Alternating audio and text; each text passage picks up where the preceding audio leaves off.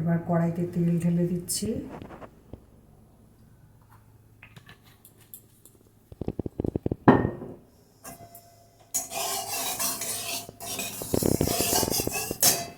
এবার এই পাতার মধ্যে কচুটা যখন সেদ্ধ করেছিলাম ওর মধ্যে একটু লবণ দিয়ে দিয়েছিলাম।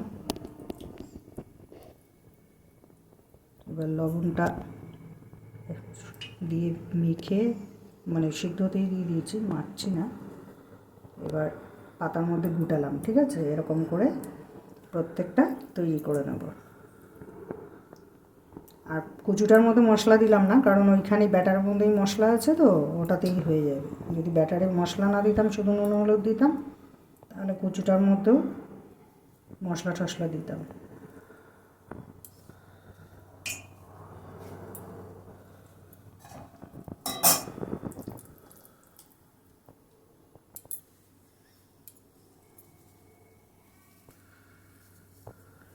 এই যে দেখো, এবার ব্যাটারে ডুবাচ্ছি।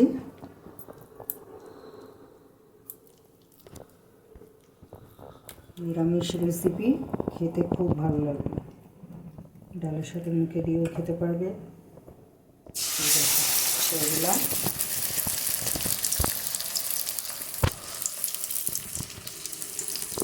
একটা করে।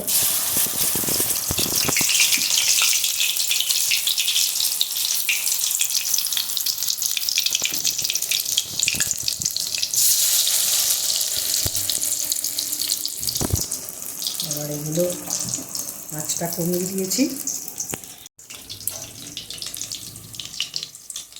এবার বড়াগুলোকে উল্টে দেবো।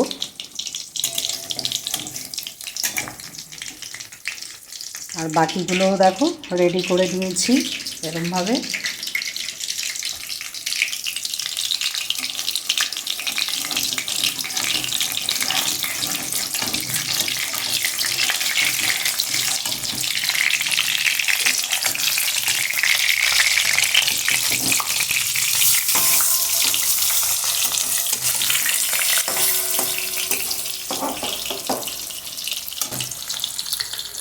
উল্টে দিলাম। পুরোটাই চালের গুঁড়ো দিয়ে করবে, তাহলে বেশ খেতে মুচমুচে হবে, ভালো লাগবে। আর আমি যেহেতু বাড়িতে কুমড়ো পাতা আছে, তোমরা চাল কুমড়ো পাতা, লাউ পাতা, যে পাতা দিয়ে খুশি করতে পারো।